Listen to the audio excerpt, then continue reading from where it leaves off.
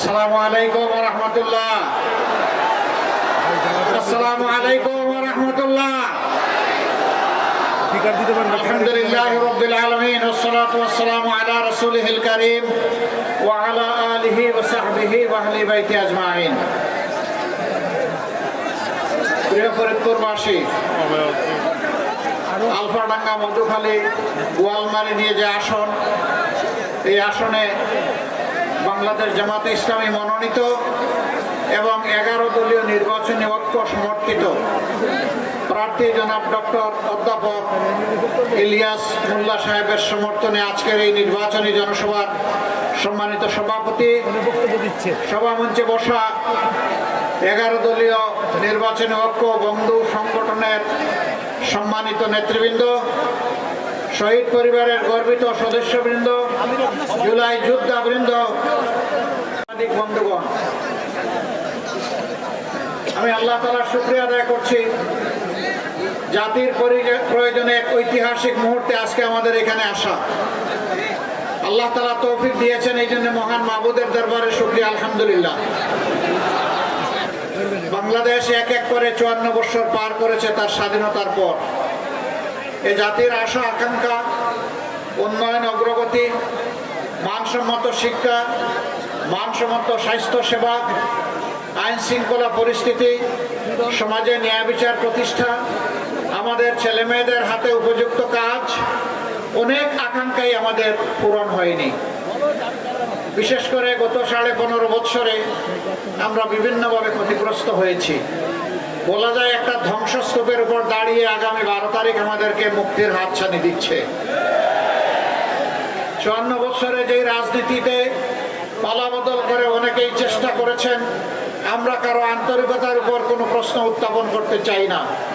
তারা তাদের যোগ্যতা, আন্তরিকতা দিয়ে যেটুকু পেরেছেন বাংলাদেশ এবং তার জনগণকে দিয়েছেন। কি দিয়েছেন, কি দিতে পারেননি, তার সব কিছু সাক্ষী দেশের 18 কোটি মানুষ। আমি বললেও যা হবে, না বললেও তাই হবে। এখন আমরা চাচ্ছি অতীতে যা হয়েছে হয়েছে, নতুন একটা বাংলাদেশ আমরা গড়ে তুলতে চাই। বলবেন এ আবার কোন বাংলাদেশ? যে বাংলাদেশের মানচিত্রে আমরা বসবাস করছি, এইটা মানচিত্র বদলে যাবে না? মানচিত্র বদলাবে না, তার খাসলত বদলাবে। আমরা চাই না দেশের মাটিতে শুধু রাজনৈতিক প্রতিপক্ষ হওয়ার কারণে কেউ দলন পীড়নের শিকার হয়ে তাকে খুন করা হোক, গুম করা হোক, আয়না করে পাঠানো হোক, মিথ্যা মামলা দিয়ে কাউকে নাজেহাল করা হোক। এই বাংলাদেশ আমরা চাই না। ওই বাংলাদেশটাও চাই না যেখানে আলিম উলামাকে নাজেহাল করা হয়। ওই বাংলাদেশটাও চাই না যেখানে বিভিন্ন সংখ্যালঘু সম্প্রদায়ের ভাই বোনদের উপর নির্যাতন করা হয়।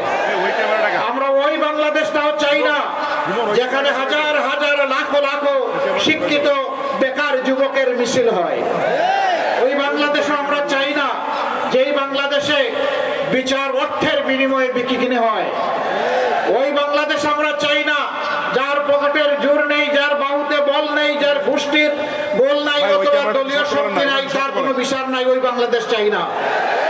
ওই বাংলাদেশ চাই না শিশু জন্ম নেওয়ার পরে শুধু গরিবের ঘরে জন্ম নিয়েছে, এই কারণে তার শিক্ষা দীক্ষার কোনো ব্যবস্থা হবে না। সেই বাংলাদেশ চাই না।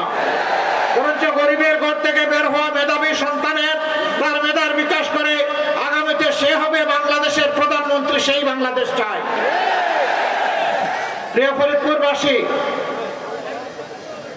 আমরা ওই বাংলাদেশটাও চাই না যারা রাজনীতি করতে গিয়ে জনগণের সম্পদের আমানতদারি রক্ষা করতে পারেন না, বরঞ্চ দেশের সম্পদ বিদেশে পাচার করে নিজেদের জন্য বেগমপাড়া তৈরি করেন, সিঙ্গাপুর তৈরি করেন, কানাডা তৈরি করেন। সেই বাংলাদেশও চাই না। ওই বাংলাদেশটাও চাই না যেই বাংলাদেশ 54 বছর পরেও শিরটা সোজা করে মাথা উঁচু করে দাঁড়াতে পারে না বিশ্বের দরবারে।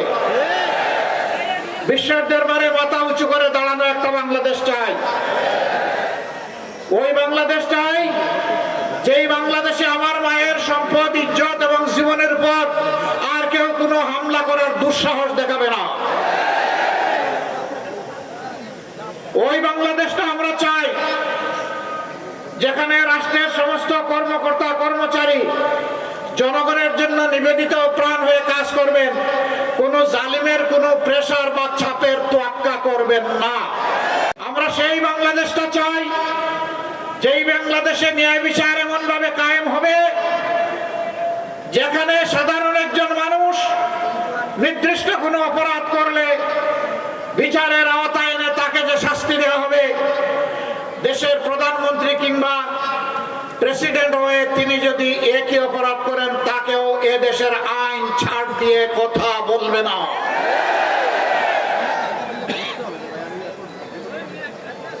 আমরা এই বাংলাদেশে, নূতন বাংলাদেশে আমাদের যুবক ভাই বোনদের হাতে বেকার ভাতা তুলে দিয়ে অপমান করতে চাই না। 24 জুলাই দাবি তুলেছিল, আমার মেধার স্বীকৃতি দাও, আমার হাতে আমার কাজ তুলে দাও। আমরা সেই মেধা ভিত্তিক, ইনসাফ ভিত্তিক, দল মত ধর্মের ঊর্ধ্বে উঠে যে যুবক যুবতীর যেটা পাওনা, যে কাজের ন্যায্যতা তার রয়েছে তার হাতে সেই কাজ তুলে দিতে চাই। আমরা ওই বাংলাদেশটা করতে চাই নির্বাচিত হওয়ার পর আর শ্বশুর বাড়ির সম্পদ বাড়বে না। আমাদের দেশে এটা একটা অদ্ভুত কালচার। নেতা হওয়ার আগে, নির্বাচিত হওয়ার আগে তেমন কোনো সম্পদ থাকে না। যেই নেতা হলো, নির্বাচিত হলো, লাফিয়ে লাফিয়ে রফ রফ করে শ্বশুর বাড়ির সম্পদ বাড়ে। বাপের বাড়িটা আবার তেমন বাড়ে না, কারণ বাপের বাড়ির কেউ যদি আবার জেনে পেলে যদি ভাগ বসায় দেয়, কিন্তু মন্দ কপাল হলে অন্যটাও হয়ে যায়, কপাল ঘুরে যায়, উল্টা দিকে ঘুরে যায়। তখন শ্বশুর বাড়ি ওলারা এক সময় বলে, বাবাজি অথবা ভাইজি, বিপদের সময় পাহারা দিয়েছি, এই সম্পদ তোমার নয়, এখন আমার।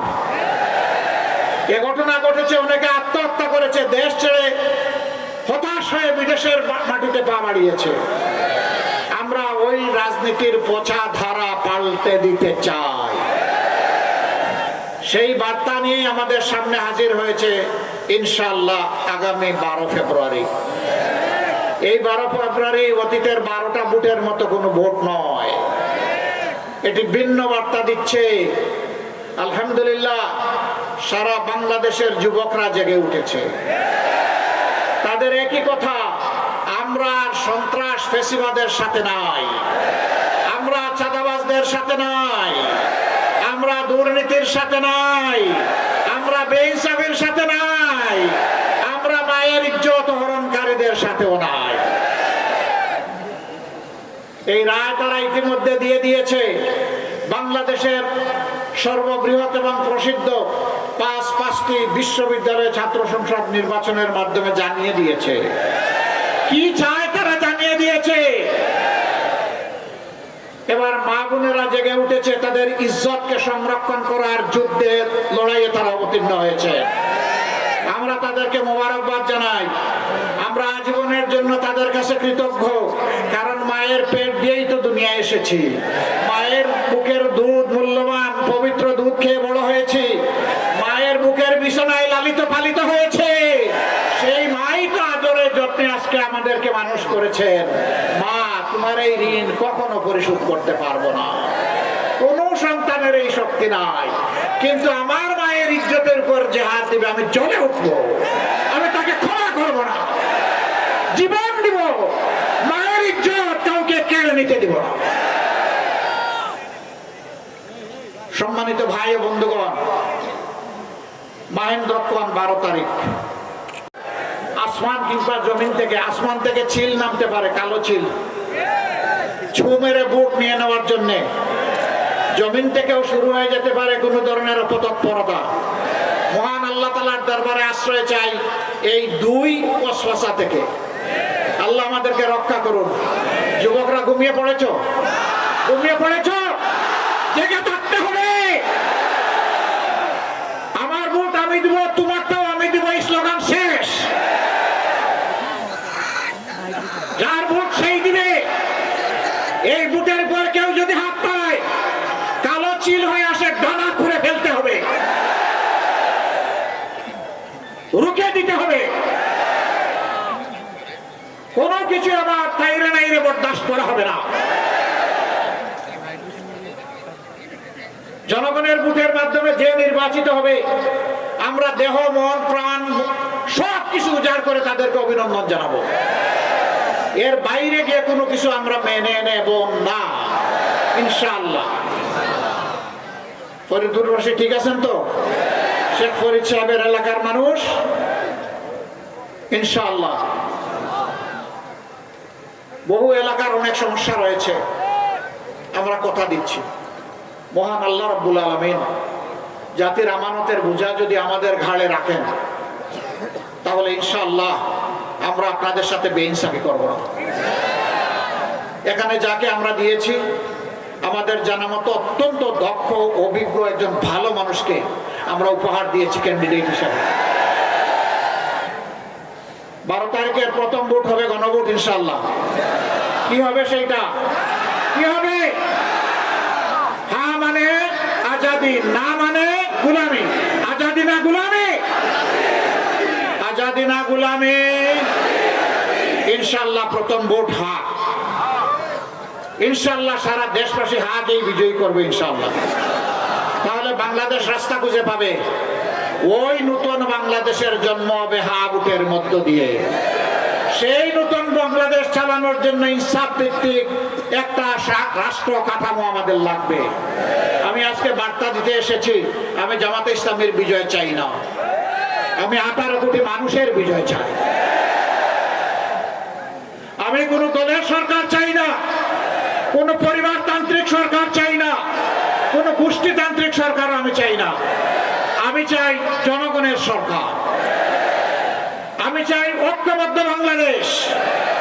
আর ধর্মে বর্ণে জাতিকে বিভক্ত করার সুযোগ আমরা কাউকে দিব না ইনশাআল্লাহ।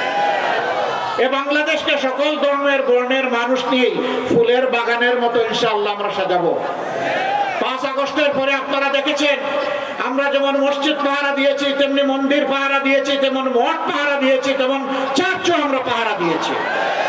কারণ ধর্মীয় প্রতিষ্ঠানগুলো স্ব ধর্মের কাছে অত্যন্ত গুরুত্বপূর্ণ এবং পবিত্র। এ নিয়ে কেউ বাড়াবাড়ি করুক আমরা মোটেই পছন্দ করি না। 5 তারিখের পর থেকে যেভাবে আমরা পাশে ছিলাম, আমরা আল্লাহর উপর ভরসা করে বলতে চাই আগামীর বাংলাদেশ আমরা সবাই মিলে গড়ব, কোনো বিভক্তি কাউকে করতে দেব না।